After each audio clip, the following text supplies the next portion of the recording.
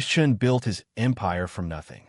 At 42, he controlled a pharmaceutical empire worth $3 billion, owned properties on 4 continents, and had his name etched on the side of a research center at Johns Hopkins.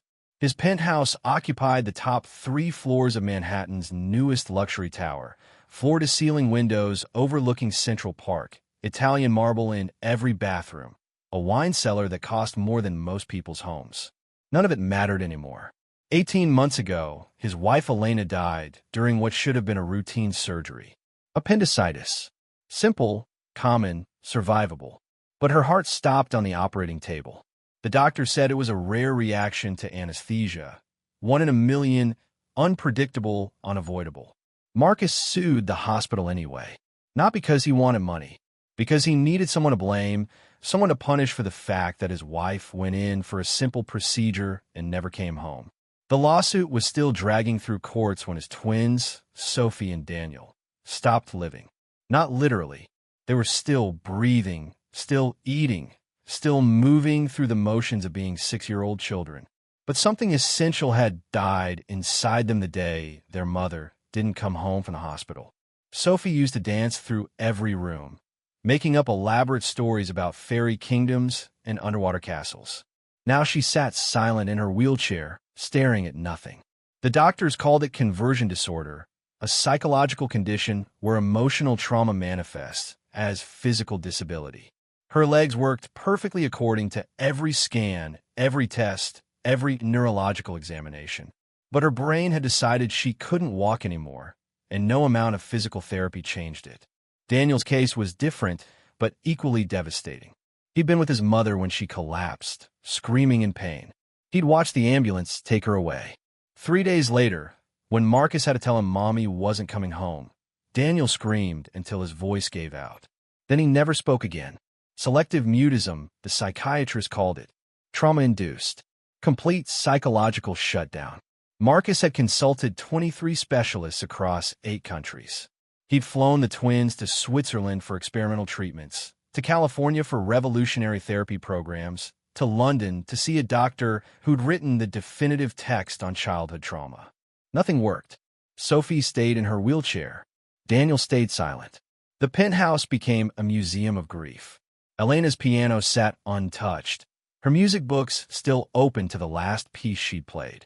Her coffee mug remained on the nightstand, ring of dried residue at the bottom.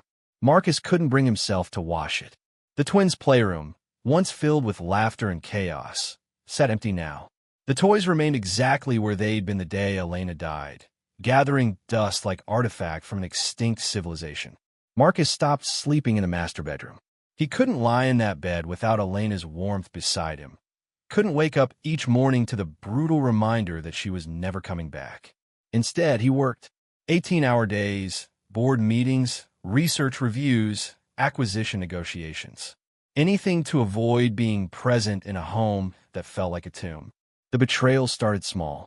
Nanny number 1 lasted 6 weeks before Marcus found her sedating the children with adult sleep medication so she could spend afternoons shopping online.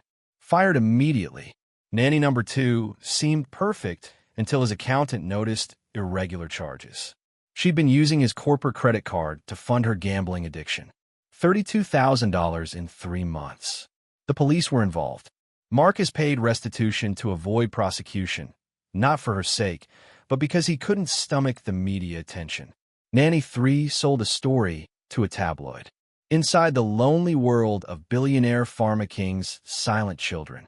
Complete with photos she'd taken inside the penthouse. Private moments exploited for $15,000 and her 15 minutes of fame. After that, Marcus stopped seeing caregivers as people. He saw them as potential threats, liabilities, risks to be managed and monitored. He installed a security system that would make intelligence agencies jealous. 47 cameras throughout the penthouse, motion sensors in every room, audio recording in common areas. The monitoring station occupied an entire wall of his home office, 9 screens showing different angles, everything archived on encrypted servers with 7-day rolling storage. Marcus reviewed footage every night, 2 hours minimum, sometimes 4. He'd fast-forward through empty hallways, pause on moments that seemed suspicious, rewind and zoom on interactions he didn't understand. His security consultant had warned him this level of surveillance was excessive, potentially illegal, depending on notification requirements, definitely obsessive. Marcus didn't care. Nanny forestole Elena's jewelry. Pieces with sentimental value, irreplaceable, gifts Marcus had given his wife over 15 years together. The cameras caught her slipping a pearl bracelet into her purse. Marcus had her arrested. She spent 3 months in jail. Nanny 5 accessed his personal computer and tried to download proprietary research data. Corporate espionage. His lawyers ensured she'd never work in childcare again. Nanny 6 quit after 2 days, said the surveillance made her uncomfortable, said she felt like she was working in a prison. Marcus didn't try to convince her otherwise. 7, 8, and 9 were variations on the same theme. Lazy, dishonest, or simply incompetent. Each one confirmed what Marcus had come to believe. You couldn't trust anyone. People saw his wealth and his vulnerability, and they exploited both. The twins watched it all happen. They watched strangers come and go, watched their father grow harder and colder, watched hope drain from their home like water from a cracked vessel. Sophie stopped making eye contact with new caregivers. Daniel started flinching when people approached him. By the time Marcus hired nanny number 10, he'd perfected his interview protocol. Background check with 3 separate agencies. Social media audit going back 10 years. Financial history review. References verified directly, not just checked. Psychological evaluation. Drug screening. Signed non-disclosure agreement with liquidated damages clause of $1 million for any breach. The 10th nanny lasted 72 hours before she walked out, calling Marcus paranoid and cruel, and saying those children needed love, not surveillance. She wasn't wrong, but Marcus had forgotten how to provide one and couldn't abandon the other. When he posted the listing for nanny number 11, he didn't expect anything different. Another person who'd smile during the interview and reveal their true nature once inside. Another betrayal waiting to happen. Another reason to trust the cameras more than people. He had no idea that the woman who'd walk through his door in 3 days would be different. That she'd ignore his rules, break his protocols, and accomplish something all his money and monitoring couldn't achieve. But first, she'd have to survive his interview. And Marcus Chen didn't make things easy. Isabel Santos sat in the marble lobby of Chen Tower, hands folded in her lap, worn leather purse at her feet.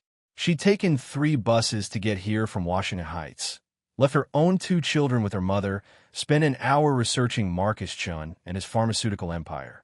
What she'd found troubled her. A brilliant man consumed by grief. A father who'd lost his way. Children trapped in trauma while their parent hid behind wealth and surveillance. Isabel knew trauma.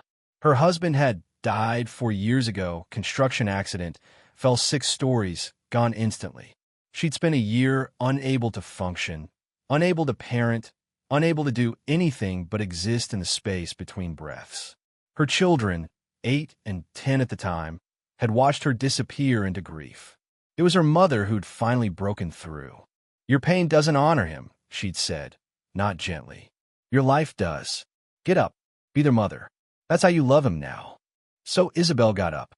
She went back to school, finished her degree in early childhood development, started working with traumatized children at a nonprofit in the Bronx. She learned that grief wasn't something you got over. It was something you learned to carry.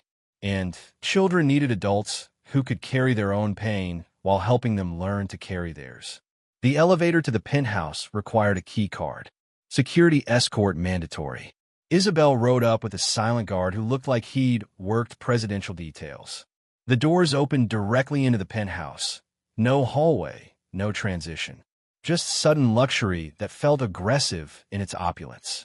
Marcus Chen stood at the far end of a room larger than Isabel's entire apartment. He didn't approach, didn't offer his hand, just gestured to a chair across from his desk. Sit, not please sit, or thank you for coming. Just a command. Isabel sat. Marcus remained standing, reading from a tablet. Isabel Santos, 34, early childhood development degree from City College. 4 years at Breaking Chains nonprofit. 2 children of your own. Widowed. currently working part-time at a daycare in Washington Heights. He looked up. Why do you want this position? I don't, Isabel said quietly.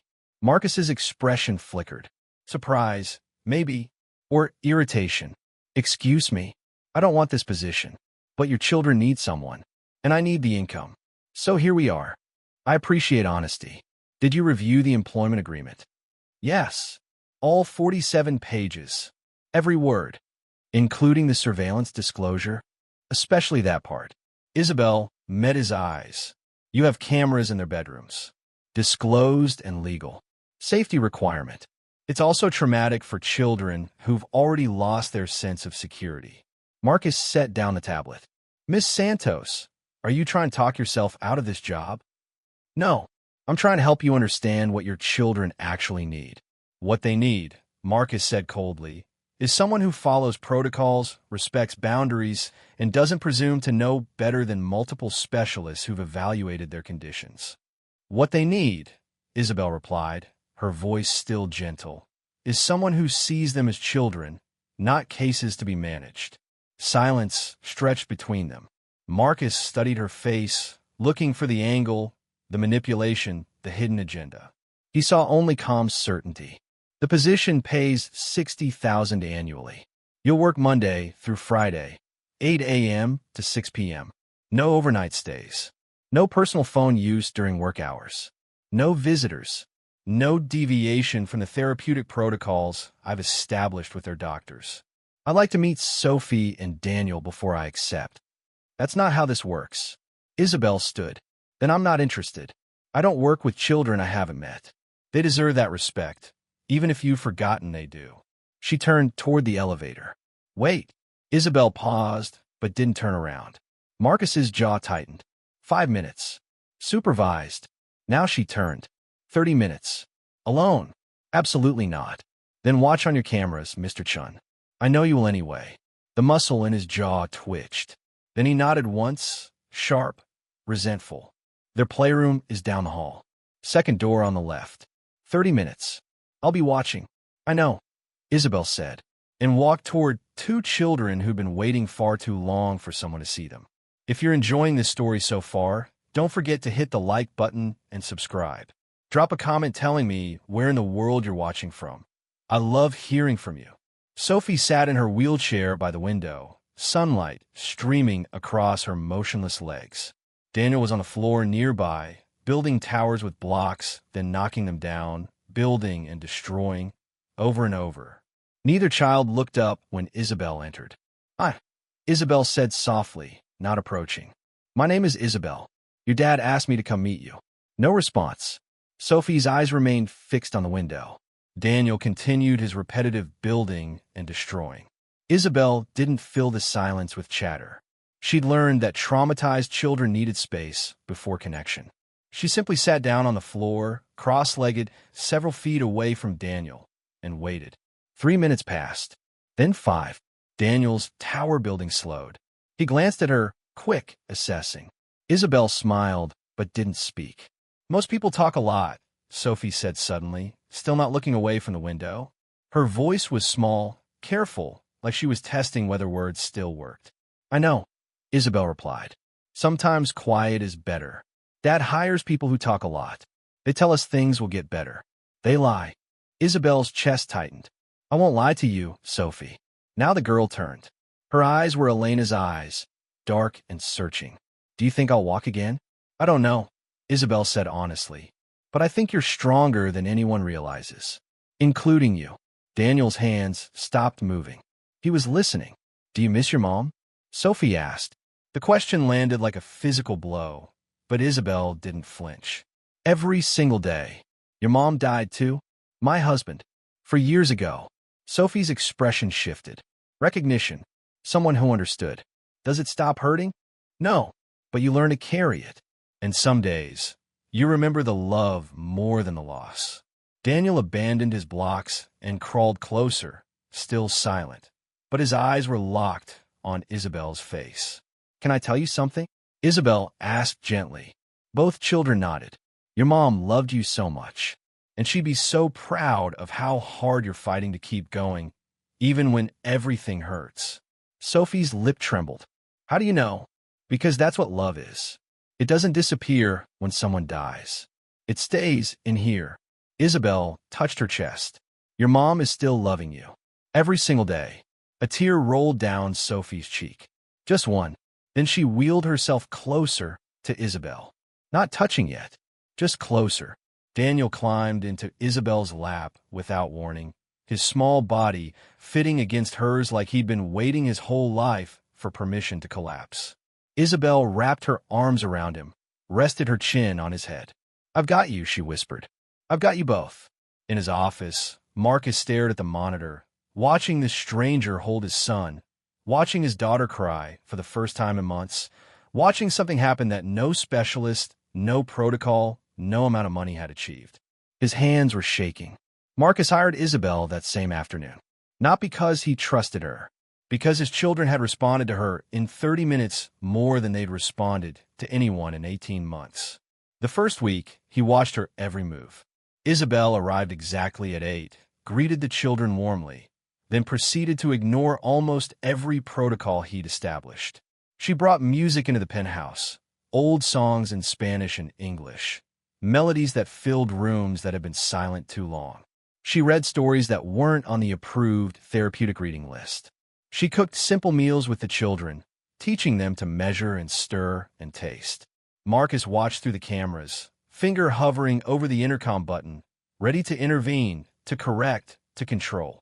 But he never pressed it, because something was happening. Sophie started humming. Small at first, barely audible. But Isabel noticed. She'd pause whatever she was doing and say, "That's beautiful, sweetheart. Keep going." And Sophie would hum a little longer.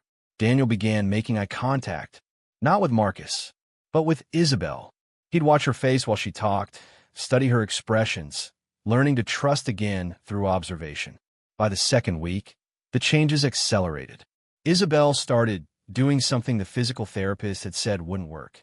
She'd sit on the floor beside Sophie's wheelchair and move the girl's legs herself, rhythmic patterns, left, right, like teaching muscles a dance they'd forgotten. The doctor said that doesn't help, Marcus told her one evening, standing in the doorway. Isabel didn't stop the movements. The doctors aren't wrong, but they're not completely right either. Sophie's legs work fine. Her brain just needs permission to remember that. That's not how conversion disorder works, isn't it? Isabel looked up at him. Her body went into protection mode. She saw her mother in pain, watched her disappear, and her brain decided movement wasn't safe anymore. We're teaching her it's safe again, not through words, through patience. Marcus had no response. He walked away, but that night, he didn't just watch the surveillance footage. He researched neuroplasticity in children, somatic experiencing therapy, body-based trauma recovery. Everything Isabel was doing had foundations in legitimate research. She wasn't improvising randomly. She was applying principles he'd never investigated because he'd accepted the specialist limitations as final. The third week, something extraordinary happened. Dr. Richardson, the pediatric psychiatrist who'd been treating the twins for a year, made her monthly visit. She examined Daniel first. Same assessments, same protocols. Then she paused. His effect has changed significantly. She looked at Isabel. What's different? I sing to him, Isabel said simply. I let him be quiet without pressure, and I tell him his mom is proud of him. Dr. Richardson made notes, then examined Sophie. When she tested the girl's leg reflexes, her eyebrows rose. The muscle tone has improved. Dramatically. She looked at Marcus. What new therapies have you implemented? Nothing new. Just Isabel. The doctor turned to Isabel. What exactly are you doing? I move her legs every day. I tell her stories about her mom. I let her cry when she needs to. I remind her she's safe. Dr. Richardson sat back, studying Isabel with new respect. You're doing somatic therapy without formal training. I'm doing what my mother did for me when my husband died. She moved me when I couldn't move myself. She spoke life when I could only feel death. The doctor looked at Marcus. Whatever she's doing, don't stop it. I'll adjust my treatment recommendations to support her approach. After the doctor left, Marcus stood in the hallway, unable to move. A woman making $60,000 a year had accomplished what teams of specialists billing thousands per hour hadn't touched. That night, reviewing footage, Marcus went back through the weeks. He watched Isabel on the floor with Sophie, patient, consistent, never frustrated when there was no progress. He watched her with Daniel, giving him books to point at when he couldn't speak, letting him communicate without words. He watched her do dishes while humming hymns, fold laundry while telling stories about her own children, exist in his home like she belonged there. And he watched his children transform. Small changes, incremental progress, but undeniable. Sophie's face had color now. Daniel's shoulders didn't hunch anymore. They ate better, slept better, lived better. Marcus opened a new browser window. He typed, "Can children recover from selective mutism?" Then, conversion disorder recovery rates in children. Then, childhood trauma recovery without medication. He read until 3 in the morning. Every article said the same thing. Consistency, safety, patience, and unconditional presence were more powerful than any pharmaceutical intervention for childhood psychological trauma. Everything Isabel had been giving them. Everything Marcus had been too broken to provide.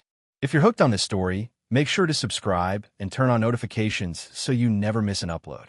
Your support means everything and helps me bring you more emotional stories like this one. Marcus wasn't supposed to be home. He was supposed to be in Boston, meeting with investors about a new research facility. But the meeting ended early, and something pulled him home. Not intuition exactly, more like exhaustion.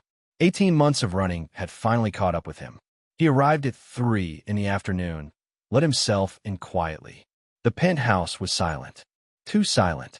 No music, no voices, nothing. Marcus's chest tightened. He moved through the entry hall, past the living room, toward the children's wing. His heart was pounding. Something was wrong. He could feel it. He pushed open the playroom door. The scene that greeted him stopped his breath. Isabel was on the floor, unconscious, lying on her side. And standing above her, holding hands, supporting each other, were Sophie and Daniel. Both standing. Sophie outside her wheelchair. Daniel beside her, one hand on his sister's shoulder, the other reaching toward Isabel's face. Marcus made a sound, something between a gasp and a sob. Both children's heads snapped toward him. Sophie's legs wobbled, but she stayed upright. Daniel's eyes were wide, terrified. "Dad," Sophie whispered. The first word she'd spoken to him in months. Miss Isabel fell. We were walking, and she fell. Walking. Sophie had been walking. Marcus dropped to his knees. His phone fell from his hand, clattered against the hardwood. The entire world narrowed to this impossible moment. His daughter, standing. His son, present, engaged, trying to help. "How long?" His voice came out broken. "How long have you been able to stand, Sophie?" 2 days. Miss Isabel said we could surprise you. But then she fell, and we didn't know what to do. Marcus crawled forward, his suit scraping against the floor. He reached Isabel first, checked her pulse. Strong, steady. He looked at her face. She was breathing normally, but her skin was pale, clammy. She said she felt dizzy, Daniel said. Marcus's head whipped around. "You spoke." Daniel nodded, tears streaming down his face. "I could talk now." Miss Isabel said I could try when I was ready. "I'm ready, Dad. But she needs help." Marcus pulled out his phone with shaking hands, dialed 911. His voice was surprisingly steady as he gave the address, described Isabel's condition, requested immediate assistance. Then he looked at his children, really looked at them.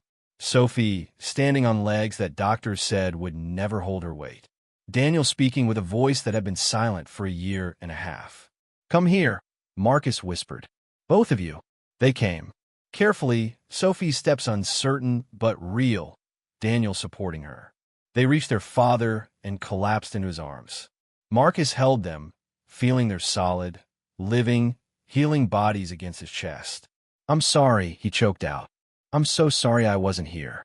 Sorry I've been hiding. Sorry I let you hurt alone." Miss Isabel said you were hurting too, Sophie whispered against his shoulder. She said grief makes people disappear sometimes, but you can come back. She said Mom would want us to be a family again, Daniel added, his voice small but present. All of us together. Marcus pressed his face against their heads and wept. Not silent tears. Deep, wrenching sobs that shook his entire body. 18 months of grief, fear, shame, and failure pouring out. The paramedics arrived 12 minutes later. They examined Isabel quickly, efficiently. Low blood sugar combined with dehydration, one said. Probably skipped meals. They started in 4, monitored her vitals. She'd be fine, they assured Marcus. Just needed rest and proper nutrition. Marcus rode with her to the hospital, the children with the building's security guard who'd helped many times before. In the ambulance, Marcus held Isabel's hand, this woman who'd accomplished what all his money couldn't buy, and realized something that broke him completely. She'd been skipping meals, probably to save money, making $60,000 in Manhattan, supporting 2 children of her own, and she'd been sacrificing her own health to heal his family. At the hospital, while doctors examined Isabel, Marcus made a decision. Isabel woke up in a private hospital room, confusion crossing her face. Marcus sat in a chair beside the bed, still in his rumpled suit, looking like he hadn't slept in days. "Mr. Chen, you collapsed. Low blood sugar. When did you last eat a full meal?" Isabel looked away. "I'm fine." "When, Isabel?" "Yesterday morning. I had coffee today." "Why?" She didn't answer. "Your rent went up," Marcus said quietly. "I called your landlord. Used my resources. He raised it $400 3 months ago. You've been skipping meals to make ends meet. That's not your concern. You've been healing my children while slowly destroying yourself." His voice cracked. "How is that not my concern?" Isabel finally met his eyes. "Because it's my choice, Mr. Chen. I chose this job. I chose to help your children. And I choose how I manage my own life." They were walking. The words came out strangled. Sophie was standing. Daniel was speaking. And I had no idea. No idea any of it was happening because I've been so busy hiding behind work and surveillance that I missed my own children coming back to life. You didn't miss it. You just weren't ready to see it. A stranger did for them what their own father couldn't. Isabel sat up slowly, wincing. "Mr. Chen, you did what I couldn't do. You loved them when I was too broken to figure out how." Something shifted in Marcus's expression. Not gratitude. Something darker. His jaw tightened. His hands clenched. "Mr. Chen, what's wrong? You need to resign." Isabel went very still. "What? This isn't working. You've overstepped boundaries. Encouraged behaviors without medical supervision. My children have become too attached to you. It's inappropriate." Inappropriate. Isabel's voice was quiet, dangerous. "Your daughter is walking. Your son is speaking. What exactly is inappropriate about that? You've made them dependent on you. What happens when you leave? When you move on to another family? They'll be destroyed all over again." Isabel stared at him. Understanding dawned slowly across her face. "You're not concerned about them becoming dependent on me. You're jealous. That's absurd. Is it?" She sat up straighter despite the 4 in her arm. "Your children love someone other than you. They opened up to me. They trusted me. And you can't handle that a woman making $60,000 a year succeeded where all your money and specialists failed." Marcus stood abruptly. "You're fired, Miss Santos. I'll pay you through the end of the month. I'll provide a reference. But you need to leave. And your children? Will adjust. Will they?" Isabel's eyes flashed. "Or will they learn that people who love them abandon them? That opening up isn't safe? That their own father cares more about his pride than their healing? Get out." Isabel pulled the 4 from her arm herself, ignoring the nurse's protests. She stood on unsteady legs, gathered her purse, and walked toward Marcus. She stopped inches from him. "Your children need you, Mr. Chen. Actually you. Not your money. Not your surveillance. Not your control. You. And until you figure that out, no amount of caregivers will fix what's broken in your home." She walked out. Marcus stood alone in the hospital room, his hands shaking, his chest tight. What had he done? The penthouse was silent again, the kind of silence that pressed against Marcus's chest like a physical weight. Sophie had rolled herself back into her wheelchair. She wouldn't stand anymore, wouldn't even try. She sat by the window, exactly where she'd been 18 months ago, staring at nothing. Daniel hadn't spoken a single word since Isabel left. Not to Marcus, not to anyone. He'd retreated back into himself, back into that protected space where grief couldn't touch him. Marcus tried. He sat with them, read stories, attempted the leg movements Isabel had done. But his hands felt wrong, his voice sounded hollow.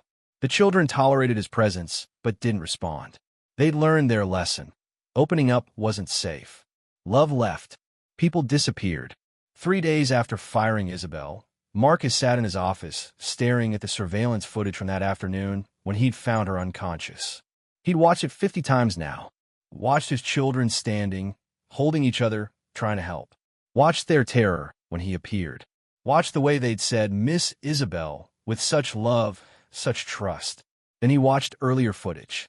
Watched Isabel moving Sophie's legs, day after day, patient, consistent.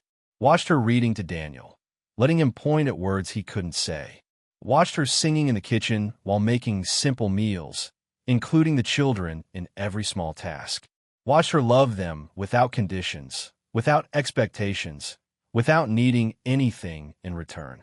And he watched himself. Watched footage from before Isabel arrived. A man who walked past his children without seeing them. Who worked in his office while they sat silent and alone.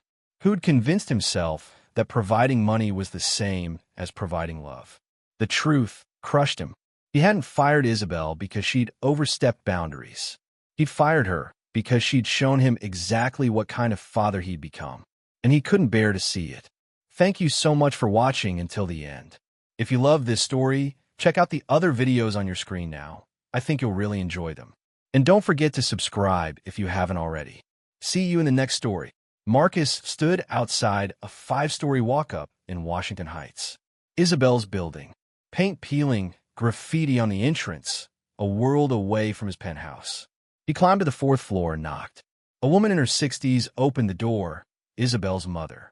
Her eyes hardened instantly. I need to speak with Isabel. She doesn't want to see you. Please, just 5 minutes. You humiliated my daughter. Made her feel like caring for your children was somehow wrong. Now you show up here expecting what? Forgiveness.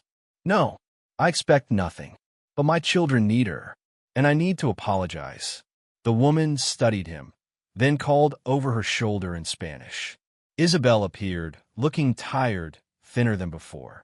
When she saw Marcus, her expression closed. What do you want? To apologize, and to beg you to come back.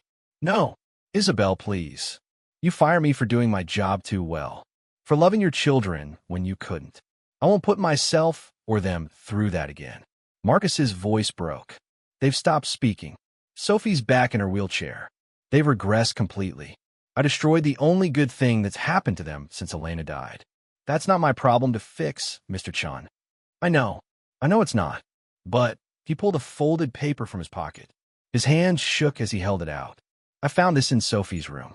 Isabel took it slowly. It was a drawing. 2 stick figures holding hands with a larger figure between them. Above it, in Sophie's careful handwriting, our family. Me, Daniel, and Miss Isabel. Isabel's eyes filled with tears. They drew it the night before I fired you. Marcus continued, his voice ragged. They were planning to give it to you, to tell you they loved you, and I took that away from them. Isabel pressed the drawing against her chest. You taught them love isn't safe. I know, and I'll spend the rest of my life trying to undo that damage. But I can't do it without you. Marcus dropped to his knees right there in the hallway. I'm not asking as your employer. I'm not asking as someone who can pay you. I'm asking as a father who failed his children and doesn't know how to make it right. Isabel looked down at him, this man who controlled billions but couldn't control his own grief. Please, Marcus whispered, show me how to be their father again. Isabel agreed to return, but with conditions. You work from home 3 days a week minimum. You have breakfast with them every morning. You do bedtime every night. And you stop hiding behind work when things get hard. Marcus agreed to everything. The first day back, Sophie and Daniel stared at Isabel like she was a ghost. Like she might disappear if they looked away. I'm back, she said simply, kneeling before them. And I'm staying. I promise you. I'm staying. Sophie wheeled forward slowly. You left. I did. And I'm so sorry. That wasn't your fault. That was between your dad and me. Are you still mad at Dad? Daniel whispered. Isabel looked at Marcus, standing in the doorway, holding his breath. No, sweetheart, your dad made a mistake, but he's trying to fix it, and that's what matters. Over the following weeks, everything changed. Marcus restructured his entire company. He promoted his COO to handle daily operations. He attended only essential meetings, all scheduled around his children's needs. He learned to cook simple meals, to read bedtime stories with different voices, to sit on the floor and just be present. Isabel taught him the leg movements for Sophie, showed him how to sit with Daniel's silence without trying to fill it, demonstrated how to let them grieve while also letting them heal. 3 months later, Sophie took her first independent steps, not toward Isabel, toward her father. Marcus caught her, held her as she trembled with effort, and cried into her hair. "I'm so proud of you," he whispered. "So incredibly proud." Daniel spoke his first full sentence a week later. "Dad, can we go to the park?" The 3 words felt like a miracle. 6 months after Isabel returned, the 4 of them sat in Central Park on a blanket. Sophie was running, chasing Daniel around a tree. Their laughter echoed across the grass. Isabel watched them, smiling. Marcus sat beside her. "Thank you," he said quietly, "for not giving up on them. Or me. You did the hard part, Mr. Chen. You showed up. Marcus. Please call me Marcus." She smiled. "Marcus." A butterfly landed on the blanket between them. Yellow bright, impossible to ignore. Sophie saw it and stopped running. "Mom," she whispered, dropping to her knees beside it. "It's Mom." The butterfly sat there for a long moment, wings opening and closing slowly. Then it lifted into the air, circled Daniel's head, and flew toward the sun. Marcus felt tears on his face, but didn't wipe them away. "She's proud of you," Isabel said softly. "Of all of you, for finding your way back to each other." That evening, back home, Marcus tucked both children into bed. Something he'd stopped doing after Elena died. Something he was reclaiming now. "Dad," Sophie asked as he kissed her forehead. "Yes, baby. Are you staying?" "Really staying?" Marcus sat on the edge of her bed, took her small hand in his. "I'm staying. I promise. Every breakfast, every bedtime, every hard day and good day. I'm here. Even when you're scared?" Daniel asked from his bed across the room. "Especially when I'm scared. Because that's what families do. They stay." In the doorway, Isabel watched this scene, this healing, this resurrection of a family that had almost died. She thought of her own husband, her own grief, her own journey back to living. Love doesn't end when someone dies. It transforms. It teaches. It lives on through the people left behind, through the choices they make, through the ways they learn to carry pain while still choosing joy. Marcus looked up, saw her watching, and smiled. A real smile, the first she'd seen from him. "Isabel, stay for dinner? I should get home to my kids. Bring them. Please. We're family now. All of us." Isabel's throat tightened. She nodded, unable to speak. Later, as she prepared to leave, Marcus stopped her at the door. "I tripled your salary and set up college funds for your children. It's not payment. It's family taking care of family." "Marcus, you don't have to." "I know, but I want to. Because you taught me something I'd forgotten. That true wealth isn't what you build. It's who you become and the people you choose to love." Isabel hugged him, this man who'd been so broken, who'd learned to rebuild himself one day at a time. As she rode the elevator down, she thought about Sophie running, Daniel laughing, Marcus present and healing. She thought about butterflies and second chances and families that form not through blood, but through commitment. And she smiled.